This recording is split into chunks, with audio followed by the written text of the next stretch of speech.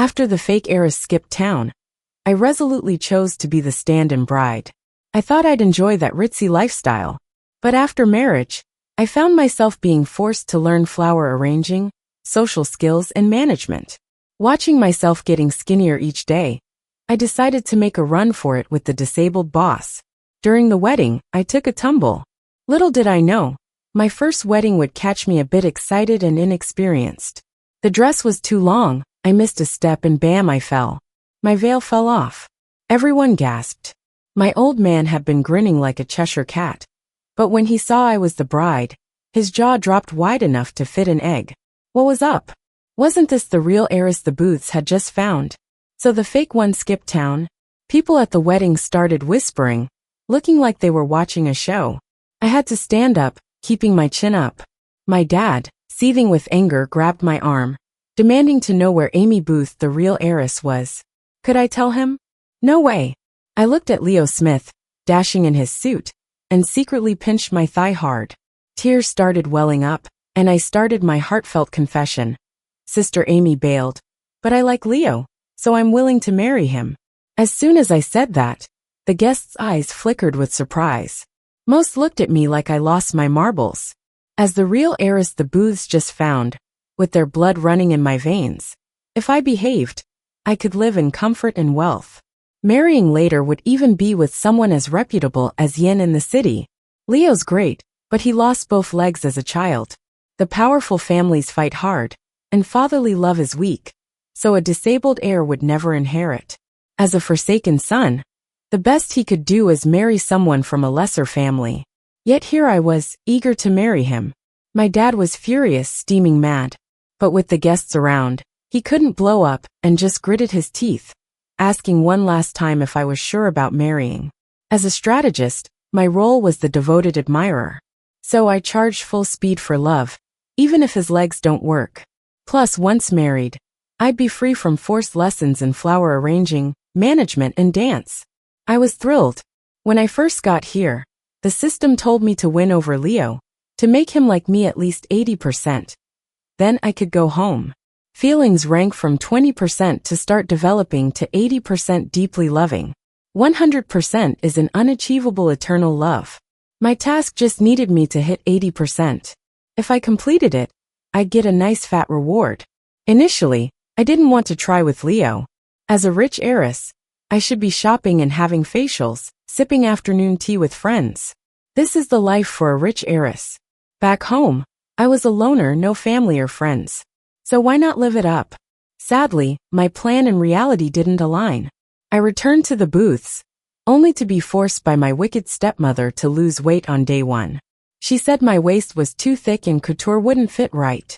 Then came classes in essential heiress skills: flower arranging, piano, dance, horse riding, tea preparation etiquette. Within a month, the light in my eyes faded. Real life was nothing like TV. No fancy tea parties, no endless credit card swipes. Just endless classes and sprinting miles. My legs hurt. So I bolted. Forget being an heiress, I just wanted to survive. And then that evil stepmom caught me. Thinking of all those skills, I bit the bullet and decided to win over Leo. Getting money was heaps better than this misery. Luckily, just as the fake heiress bolted, here was my chance. The wedding went on, even if the Greens weren't pleased with the bride swap. Still, since I was the real Booth heiress, it didn't disgrace their clan, and even solidified alliances. All gain, no loss for them. After a day of chaos, it was finally time to retire to the bridal suite. Amy had prepared the gown to ditch the wedding. Leo started taking off his clothes. Want a bath? I asked, grabbing the heavy bridal crown off my head, running eagerly to him. He stayed silent, unsurprised. Who would be anyway? He wanted someone else to begin with. But for my task, I had to be attentive. I rushed to the bathroom, setting up his bath, wheeling him in. Need help? I offered honestly. He paused, seemed like he had words weighing on his lips. I'm not a bashful sort, not scared of peeking. For this mission, I'd do anything to shake off those ladylike lessons. Sue Booth, why'd you marry me? Leo asked, breaking his silence. Why indeed? Because I get to go home after finishing the tasks. And the rewards mean I won't have to worry about food or clothes for the rest of my life. Plus, I really don't want to learn those life-draining skills anymore. That's honestly how I feel. So I crouched down, put my hands on his legs, and said with all the love, "Because I like you." My sister has a knack for romance. She's got it down to an art. Leo's ears turned a bit red. Gotcha, didn't I? I seized the moment, rolled up my sleeves, and tried to pick him up. What are you doing? He looked at me like a little deer in headlights, especially when I reached for the button of his pants. Helping you take a bath, I said, all serious. Then I got kicked out. Bummer. I didn't start off too well. When I was lying there in bed thinking about how to win this big guy over, I suddenly heard a yelp from the bathroom. I rushed to the glass door all worried and asked Leo, "You okay? Want a hand?" Leo stayed silent for what felt like ages in there. Eventually, he came out wrapped in a towel, all red and steaming. His voice dripped with irony. "There's no need to be in such a rush to kill your husband." Then it hit me. When I ran his bath, I might have used only boiling water. If Leo hadn't checked the water temp before hopping in, it probably felt like a pig was about to be slaughtered. The first night of our marriage, there was still one important thing on the agenda. I looked at Leo with a bit of embarrassment. I'm not really shy. Even though I don't believe in love, I don't play coy either. Plus, Leo's face is exactly what gets my heart beating. We were married now, even had the certificate. So with all things legit, it was time for something to happen. "Leo, it's late. Maybe we should sleep," I hinted heavily. But alas, it went completely over his head. He just nodded coolly and picked up a book, ready to read under the lamp. What a scholar. No rush, though, gotta take my time to win him over. Maybe he's just insecure. Perhaps he just can't perform. I've taken on the role of the gentle, caring supporter, so whatever Leo says goes. Early in the morning, I opened my eyes to a face right in front of me, almost making me jump out of my skin. Oh, turns out it was my dear mother-in-law. Leo was nowhere to be found, and the bed next to me was cold. The booths have some chill house rules, huh? Lucas's mom looked all fancy, and had this gigantic ring that almost blinded me when she pointed at me. They say the relationship between mothers-in-law and daughters-in-law is tough. But I figured marrying meant I wouldn't have to learn those life-draining skills anymore. So no fear. Turns out I was wrong. I thought being married into a wealthy family meant my life would revolve around Leo. Marrying was supposed to be about two families uniting. I thought all I had to do was get along with Leo. Reality had a different plan, smacking me hard in the face. I found myself sitting as Lucas's mom showed me how to arrange flowers. Her words like a lullaby. I couldn't help it and dozed off, only to wake when my head hit the table. Ouch. There was more. Lucas gave me this lecture. "You just came back to the booths, and now you've married into our family. There's a lot you haven't learned yet. But don't worry. Your dear mother-in-law will be personally supervising your courses from now on." Courses? With her motherly gaze, I realized one harsh truth. Even though I got married, I couldn't escape learning. I married into a high-class family. Even if I myself come from one, to them, a newly returned heiress like me, lacking manners, is not fit enough. Being the daughter-in-law of the Smiths meant I could just have a polite relationship with Leo, or even sleep in separate rooms, and the Smiths wouldn't care. They don't care about Leo either. What they do care about is whether I'm presentable as a daughter-in-law. Being a pretty vase is their only request for me. Right now I am nowhere near their standards. If I don't pull off hosting events, like the time I tripped during the wedding, I'd be humiliated, and the Smiths won't tolerate it. So whatever Sue hadn't learned, I'd have to learn it all over again, even after getting married. I represent the face of the Smiths. If I mess up, they'll find ways to get rid of me. The Smiths can't have an embarrassing daughter-in-law. Do I still have to run that 10K? Just thinking about it makes my legs tremble. My mother-in-law chuckled and shook her head. I exhaled in relief. Some humanity. 10 miles is a bit short. Let's start with 20 miles every day to slim down. It'll look better. As she said this, she pinched the flesh at my waist. Oh, just kill me now. Send me to paradise early. I had imagined so many possible post-marriage scenarios. This was not one of them. At 6 a.m., under my mother-in-law's gaze of doom, I crawled out of bed. Then we spent the day learning flower arranging, brewing tea, all those refined arts. Took a nap at noon. In the afternoon, it was off to the next-door villa for dance and piano lessons. Early mornings to late nights, it was a grind.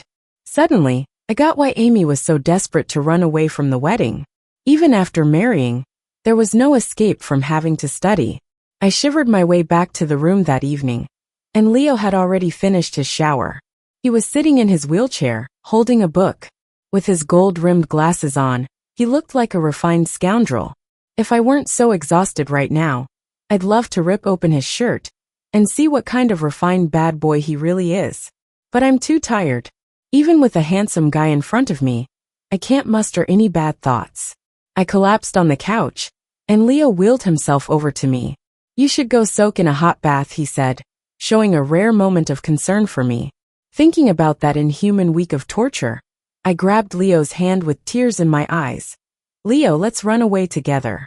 I'll forage wild plants to feed you if I have to. I don't want this luxury life anymore." Just as I finished speaking, my mother-in-law appeared at the door. She waved at me with a smile, her tone so gentle it felt unreal. But to my ears, it was like a death sentence. She said, "Sue, time for your night run. A good 20,000 meters should do." By the time I finished, I felt like I could meet my maker. Tears rolled down my cheeks at the thought of running such a distance. After running the 20,000 meters, my legs were shaking uncontrollably.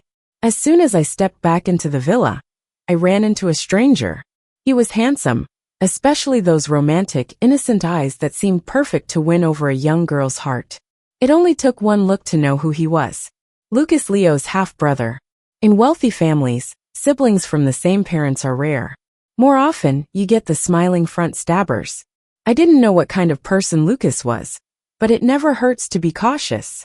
So I planned to ignore him and go straight to my room. Just 2 steps forward, Lucas blocked my path. "Can't see me, sister-in-law?" He had a nice voice too, much warmer than his brother's cold tone. Unfortunately, I'm not impressed by that. So I calmly replied, "Do you need me to say anything, little brother-in-law?" He seemed taken aback. His smile paused but returned as he moved closer, clearly up to no good. "How could you be so heartless, sister-in-law? I am your little brother-in-law after all," he said, sounding all hurt. It was like I offended him gravely. He was like a peacock showing off its feathers. Annoyed, I gave him a sidelong glance and tried to move past him. But Lucas grabbed my arm and pushed me against the doorframe. "Lucas, what do you think you're doing?" The playful banter was fine, but this position, if other Smiths saw it, there'd be no cleaning up my reputation, no matter how hard I tried. "I just want to chat with you, sister-in-law," Lucas said. The jerk messed with my hair, brought it to his nose, and sniffed it. "What a creep." Just as I was gearing up to kick him, Leo's voice came from the stairs. "Sue, come back to the room with me." Lucas let go immediately. He flashed a smile at me, but it was inexplicably creepy.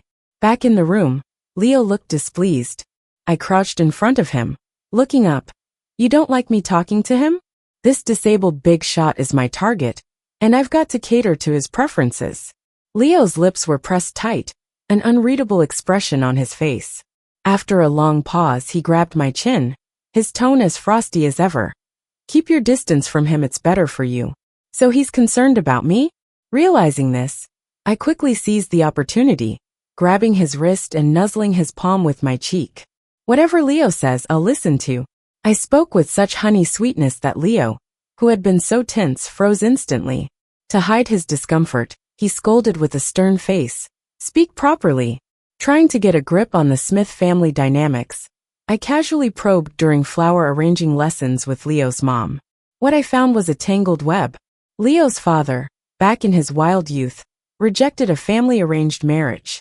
He wanted to pursue true love, and even eloped with Leo's mom. But they couldn't escape the powerful grasp of the wealthy life, and got caught. Leo's dad was forced into marriage.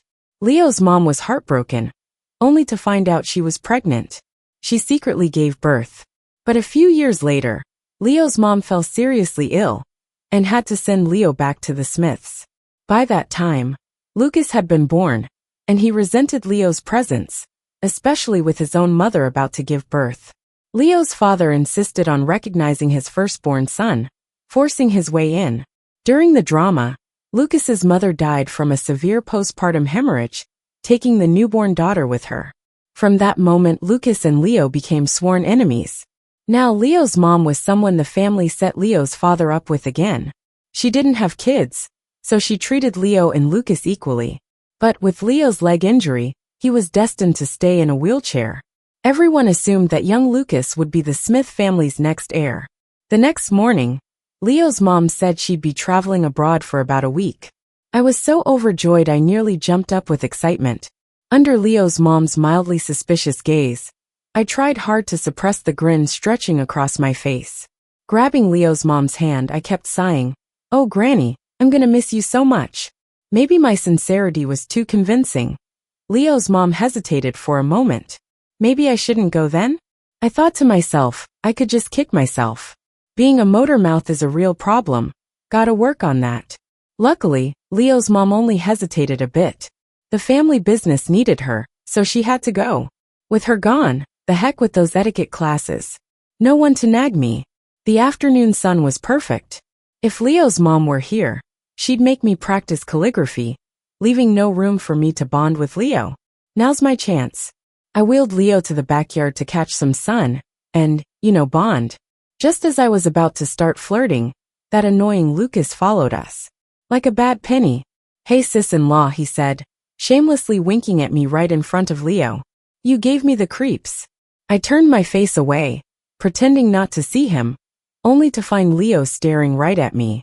Suddenly remembered what he said last night, and realized this was a golden opportunity. Right in front of that annoying Lucas, I grabbed Leo's hand, showing off a bit. I turned to Leo with a look expecting praise. Figured Lucas would take the hint, but nope, he's shameless. Lucas sauntered over, his gaze suddenly pitying. Poor sis-in-law, with big bro's legs like that, probably can't give you the happiness you want. We're all adults here. We know what he meant. Keeping my mission in mind, I seized the moment to show my true feelings. "Oh, you're just joking, little brother. Your big brother's such a hero," I said, playing the shy card by covering my cheek coyly. Leo, who hadn't said a word, looked at me with a complex expression, like he was about to say something but didn't. Lucas didn't expect me to be so bold with my words either. "Is that so?" Once the pest left, Leo pulled me down to him. I looked up at him, puzzled. "What's wrong?" Watch what you say," Leo managed to stammer out. Holding back laughter, I let my whole self rest against his legs. "Those are my true feelings. I really like you, and being with you makes me happy. Leo, I like you a lot." Just then a mechanical voice in my head chimed in, affection level at 20%. This means Leo's starting to warm up to me. I couldn't help but grin, then laid on the compliments really thick. Leo's face went from red to pale. Then he pretended to be all flustered and upset. He was adorable. After that breakthrough, I noticed Leo's a bit reserved. He seems cool and scholarly, especially with those glasses, like a gentleman gone rogue. But really, he's a sweetie that blushes so easily. My sappy lines? He doesn't stand a chance. His face might stay composed, but those blushing ears give him away. After finding this little trick, I pulled out all the stops for a week straight. Not a single change in the affection gauge, though. By the week's end, Leo's mom came back, bringing trouble, aka a rival. She never had kids, so she dotes on this niece like her own child. She brought her to stay for a bit. I knew from the first glance Wendy wasn't an easy one. The hostility in her eyes was obvious. Especially when she learned I was Leo's new wife, her face was sour. But when Leo showed up, she acted all sweet, wrapping herself around Leo's arm, and calling him big brother all cute like. Enough to melt hearts, right? Leo even smiled back at her. Forgot he had a wife, did he? I folded my arms, watching these two, feeling a cloud of gloom taking over the living room. Lucas, with his stupid smug face, walked by sipping juice. He had to add, "Poor sis-in-law, big bro's not interested, huh?" I held back a lot before, but I lost it and grabbed Lucas by the collar. "What do you think you are, huh?" I snapped, hitting his shoulder a bit. Like those old folks with nothing better to do, gossiping to pass the time. Back in the bedroom that night, Leo was, as usual, nose deep in the same old book. I couldn't understand why he'd rather read, when there's a beauty like me right here. Especially after all that cutesy stuff from Wendy today. And he smiled. My staring got obvious, finally making Leo look up from his book. "What's up?" he had the nerve to ask. I jumped off the bed and dashed over to him, where he was sitting on the couch. I plopped myself right onto his lap. "Don't you know you've got a wife?" I tugged at his collar. His ears visibly changed color. "I mean, come on. Being in this position, it's tough for an innocent guy like him." "I know," Leo murmured, glancing down, avoiding eye contact. I was just about to complain about what he'd done today when someone knocked on the door. "Hey bro, I made you some herbal tea." The gloomy vibe filled the room again. Even Leo could feel it clearly this time. I mimicked Wendy's tone, getting closer to Leo. Almost sticking to him, I said, "Bro, want some tea?" Leo froze up instantly. Just as he was about to speak, I leaned in and kissed him. "So want some?" Affection level reached 40%. Wow, one kiss and the affection level doubled. My eyes lit up immediately. I held Leo down and pecked his face several more times. But sadly it didn't increase. Just when I started to feel a bit deflated, the door flew open from the outside. Wendy walked in with the tea, catching sight of the cozy scene with me and Leo on the couch. She looked like she'd been struck by lightning, dropped the tea, and lunged at me. "Sue, you witch!" I couldn't help but laugh. I grabbed Wendy's hair, pulling it up hard. She yelped in pain, but I held my grip. "Why are you jealous of me flirting with my husband? You want to be the other woman?" I said it bluntly, exposing things that had been hidden in the shadows. Wendy's face turned sour, and she almost raised her hand to hit me. Leo sat quietly on the couch, like a clueless bystander. I couldn't let him just watch the drama, so I wrapped my arm around Leo's neck, copying Wendy's melodramatic voice, and asked him, "Honey, do you like her?" I tightened my arms around him. If he dared say yes, I'd strangle him right there. He could choose not to like me and even fool around. But not while we're married, flirting with other women, being ambiguous. Otherwise, I really might strangle him. Worst case, the task fails. So what? Maybe because my threat was that obvious. Leo looked at me and said something decent for the first time. "I like you." 40% affection level. Definitely the start of something. Completing the task felt within reach. After intense training for over a month, when Leo's mom checked our progress, for once she was pleased and nodded at me. The life of a wealthy housewife, not everyone can handle it. This only solidified my determination to complete the task. After maybe performing well, Leo's mom said she'd take me to a party. It would be my first appearance as Mrs. Leo in the elite women's circle. So Leo's mom warned me repeatedly not to make any mistakes, or else I'd face the consequences. Leo didn't come with us, preferring to stay home due to his difficulty getting around. As for that show-off Lucas, he was already at the party before us. The dazzling decor almost blinded me. Leo's mom dragged me into her social circle. Like marketing a product, she introduced me all around. By the end of the night, I gained 7 or 8 close friends, and a dozen or more motherly figures wanting to take me as their daughter. My face hurt from all the smiling. Just as I was about to find a corner to rest, I bumped into a waiter. Some wine splashed from his tray. I was in a white dress, and the wine stain was painfully obvious. But I came prepared with a spare dress for such events. With Leo's mom's mildly disapproving look, I made my way upstairs to the designated room to change. As soon as I took off my dress, I heard the door handle click softly. Out of habit, being alert to people, I quickly grabbed the dress and threw on a shawl, wrapping myself securely. Peacock show off again. "Big sis, why not change?" He grinned mischievously, making you want to punch him. "I'm changing clothes, get out." For the first time, I didn't respond flirtatiously. The little antics before, I knew, were just to irk Leo. But this time, he seemed intent on ruining my reputation.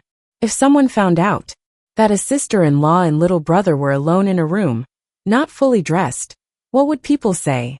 Especially, how about my task? Leo is my only lifeline now. For the task reward, I'll remain virtuous and protect my honor. "Big sis, what's so good about that cripple Leo? What's he got to offer? He's always cold and silent. Don't you feel lonely?" "Damn your lonely nonsense. Once I complete the task, I'll get a huge reward. When gold and riches are piled in front of me, won't they be my treasures?" Clearly, this peacock wants to ruin my future happiness. So I didn't hesitate. grabbed a nearby mop, and swung it at him hard. Right on his nose. Peacock, let's see you show off again. The news about Lucas getting hit spread like wildfire across the party. But no one knew who did it. After all, he wouldn't dare admit it. During the whole party, he sported a slightly crooked nose and endured people's teasing, glaring at me maliciously. I took it all in, even waving my fist at him. Did you hit Lucas' nose? That night back home, Leo asked directly. Under his scrutinizing gaze, I proudly nodded. When the little brother steps out of line, the sister-in-law's gotta teach him a lesson. The message was clear, and Leo surely grasped my underlying meaning. Yet he remained silent. So much so that I couldn't help but reflect. Could he actually have feelings for his brother? When I went to run his bath in the evening, Leo suddenly said, "Nice hit," from behind me. I paused and turned around, meeting his intense dark eyes. We both shared a smile. For the first time, I felt like we had this unspoken connection. But why can't these good feelings just increase a bit more for me? It's really stressful. It didn't take long, though, for an opportunity to come knocking.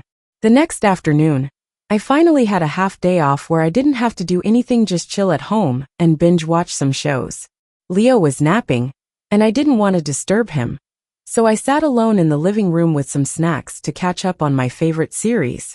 Wendy came back from shopping and immediately started with her usual snark. I couldn't be bothered to give her attention. I mean, people like that are just clueless and always thinking other people's stuff is better. She's a daughter abandoned for decades, now treated like excess baggage dumped into the Smiths. How pathetic. Earlier she would make subtle jabs, but now she's calling it out directly. Really thinks I won't clap back. Remote in hand, I shot her a really? Look, better than those who aim to be a side piece. I hit her with a line that shut her up good. Wendy got so mad she dropped her shopping bags, stomped over in her stilettos, and blocked my view of the TV, forcing me to look at her. And you just want that loser so bad. You think I really want to compete with you? Whoa, there's drama. I straightened right up. Let me tell you, my family's no worse than yours. It's just Leo. You really think I'm interested? His legs are gone forever.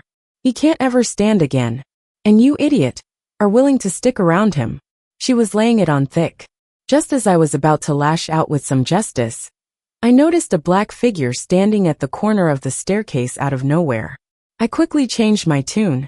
Maybe to you he's not enough. But I love Leo, no matter what his condition. I'd still be willing to be by his side forever. Wendy, you can't be like this. What if one day you ignore the traffic light and get hit by a car? I'd hope everyone shuns you and throws the nastiest words at you. Glancing again from the corner of my eye, that black figure was still there. I resolutely stood up from the couch and boldly declared, when I love someone, it's for a lifetime. So this life, I'll be with him. Yes, a lifetime. In this world's lifetime. When I complete my task, this life will be over. It wouldn't be breaking an oath or a promise to him. I spoke with confidence and no guilt whatsoever. Wendy stayed silent for so long in the living room. I almost thought she was plotting some evil. Until she glanced toward the staircase's direction. Lucas, this time I've lost. Sis-in-law, she really loves you. Suddenly my brain went into overdrive. Leo wheeled himself out slowly from the staircase direction, with a complicated look on his face. As for Wendy, who was usually at odds with me, she turned into this sweet, kind person. She explained that this was a setup, a bet to see if I genuinely loved Leo, purposely getting close to rattle my jealous bone. Little did she know, I was just worried she might ruin my mission. Just when I charged toward Leo to accuse him of doubting me, that slightly mechanical voice in the back of my mind chimed in. Affection level reached 60%. Is he genuinely into me now? Words of accusation couldn't escape my mouth as I stood there a bit bewildered. Leo reached out and patted my head. He smiled at me, ears burning red. Sue, I like you too. This whole accidental confession ended with Leo taking me out to a restaurant for a birthday celebration. I had mentioned it casually once that today was my birthday. I never expected him to actually remember, let alone plan anything. Even I didn't dwell on it much. Yet, there he was with a candlelit dinner all set up, with the glow making Leo look even more strikingly handsome. Specially ordered for you, a no-gain cake.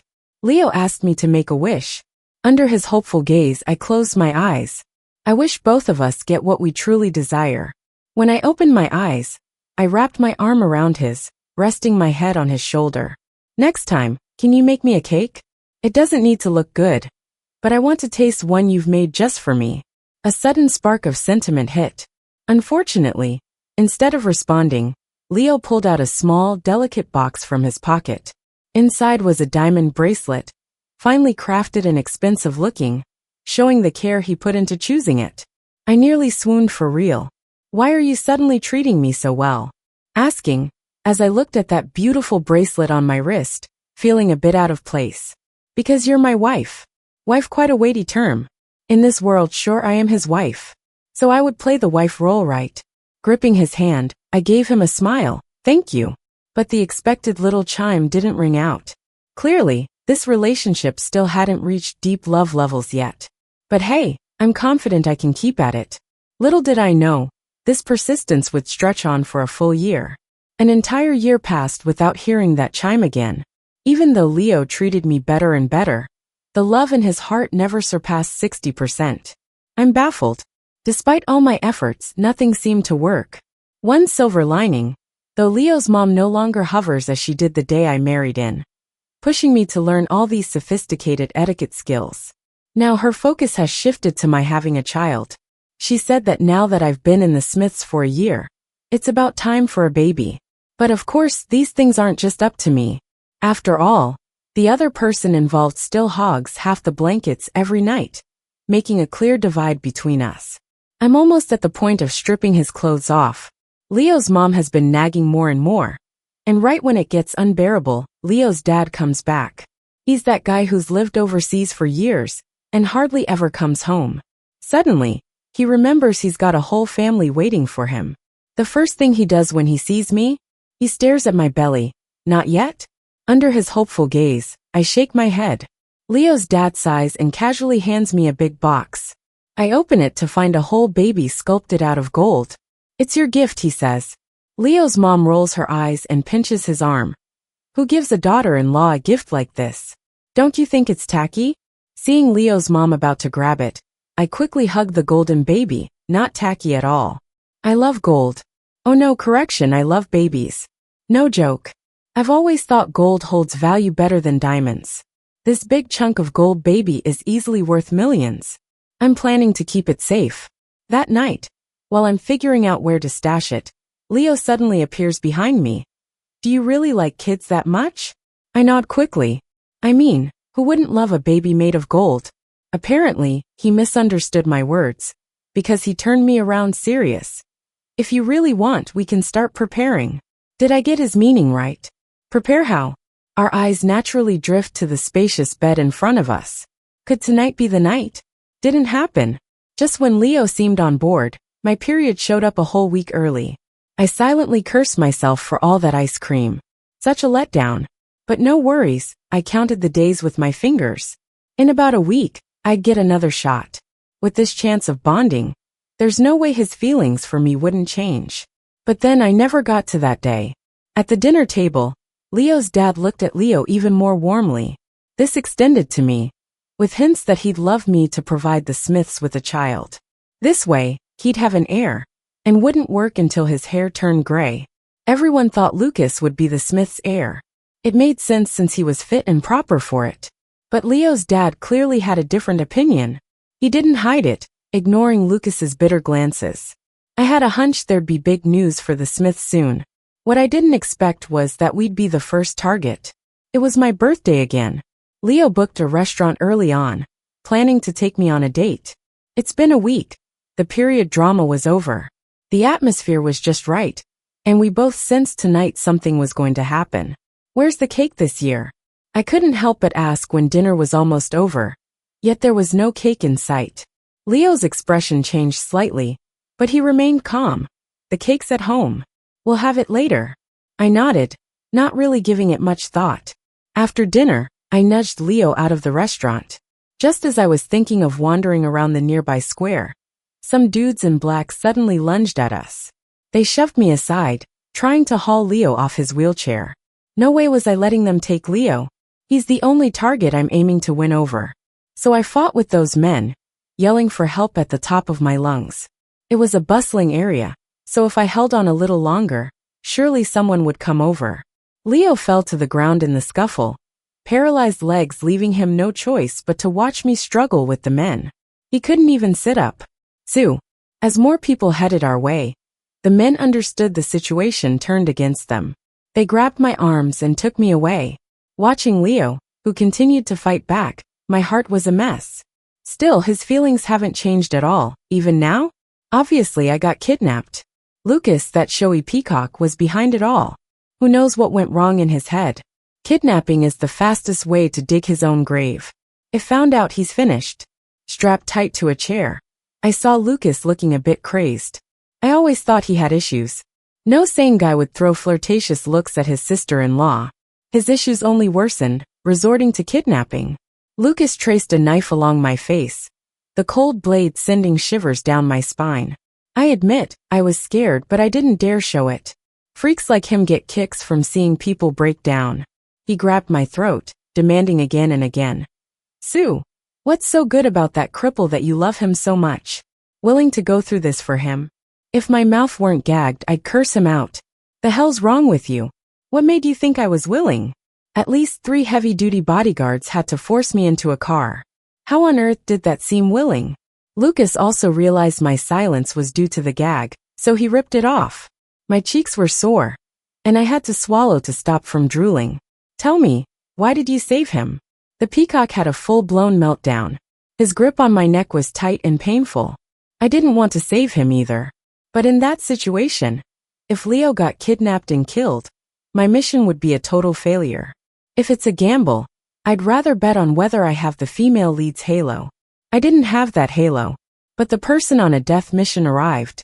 Leo, whom I saved with all my might, found this abandoned factory all by himself. Let her go. Aren't I the one you're after? I was touched he came to save me, but for such a foolhardy move, if I wasn't tied to the chair, I'd want to kill him myself. Lucas had completely lost it. He laughed maniacally, even bending over from laughing. I was just taking a chance too, so I sent the message. If you had the guts to come alone, I'd release Sue. So that's how it was. My chest felt strangely stifled. I'm here, let her go. Lucas kept his word and untied the ropes binding me, right in front of him. Knowing that a woman and a man with wounded legs couldn't escape, he released me without worry. After being untied, I watched as Leo slowly approached me in his wheelchair. You didn't have to save me. If you'd just let go of me, you could have survived this. You could even take down Lucas because of this, and become the last remaining heir of the Smiths. 512 words chiseled into marble, each encoded with the emotion I had learned from Leo this past year about the cold heartlessness of the elite. I thought he would be like the others, prioritizing interests above all else. Leo stopped in front of me in his wheelchair, gently caressing my face. But I have to protect you. Are you risking your life for that? Idiot. Leo had come prepared. But clearly, he underestimated Lucas's current level of insanity. Explosives were planted around the factory, enough to obliterate it in 10 seconds, reducing everyone to dust. Lucas's motto, if I can't have it, no one else will. Complete destruction for all. He was a complete lunatic. Despite having backup, they dared not rush in easily, lest they all perish. Lucas took a knife and slashed Leo's arm. I tried to stop him, but before I even stood up, Lucas pulled out a detonator. If you move, I'll press it, the whole factory will blow up in an instant. Everyone will die. His craziness was genuine. I dared not move. I could only watch as his sharp knife continued to inflict wounds on Leo. Leo's blood soaked through his gray-brown trench coat. If you keep going, he'll die. I couldn't help shouting. If I was going to die, I might as well take Lucas down with me. Lucas paused momentarily, then fixed his fierce gaze on me. What, you want to die together with him? While speaking, Lucas pointed the knife at me. One hand on the detonator, the other holding the knife. We were powerless to fight back, like lambs to the slaughter. I wanted to risk it, to snatch the detonator. Otherwise, Lucas's having control would mean our certain death. 3, 2, 1. I lunged at him, pinning Lucas down. Caught off guard, he hit the ground hard. I seized the detonator and turned to run. If I could get the detonator outside, the people outside could subdue Lucas. That's what I thought. Yet Lucas, truly a madman, came after me wielding his knife, ignoring his injuries. When I tossed the detonator away, he yanked my shoulder, slamming me to the ground and raising the knife toward my heart. I believed I was done for. But instead, warm blood sprayed down on me, and I felt a weight on my shoulder. Leo was dead. He saved me taking the fatal blow. He held me tight, seeing my shock, and even patted my head. "Don't be scared, Sue." I looked at him, a sharp ache in my chest. He was bleeding heavily, and I couldn't remember the mission strategies, staring blankly, as if a piece of my heart had been torn out. I couldn't understand why Leo would sacrifice his life for me. Lucas was subdued, yet he still laughed manically. Disgusting and hateful. Leo, leaning in, whispered one last thing into my ear. "I know you've always wanted to go home. I'll make it happen for you." After he said it, a mechanical voice cheered in my mind. "Congratulations, host, task completed. Approval rating 100%. Leo's monologue. I fell for Sue at first sight. Even knowing our rescue drama was just a setup, I still fell into the trap. I never told anyone I could hear Sue's innermost thoughts. On our wedding day, when she said she liked me, I tried to ignore what she really felt inside. I knew Sue wanted to go home with a lot of money, preferably. What a little money grubber. No problem, if she wanted money, I'd give her all my shares. Dad felt he owed me, so he wanted to hand over the entire group as compensation. I never cared before, but now with my little money-loving Sue with me, I went to Dad, saying I was willing to manage the group. Without Sue knowing, I transferred all my shares and assets to her name. I knew Sue hated the etiquette classes of wealthy families, so I discreetly spoke with Mom about it. Without those rigid constraints, Sue was genuinely happy. Every day she schemed on how to win me over. Her burning, sincere gaze never left me. I loved that feeling too much, greedy and shameless. So I tried to keep my emotions in check. As long as my feelings didn't leak out too much, it wouldn't trigger any detection. But my feelings for Sue had long surpassed 100%. The first time she said she liked me, I couldn't hide it. The first time she kissed me, my heart raced. She firmly said she'd stay with me forever, and I believed her. I carefully kept my love below 60%. Every day after, I worked hard to control myself.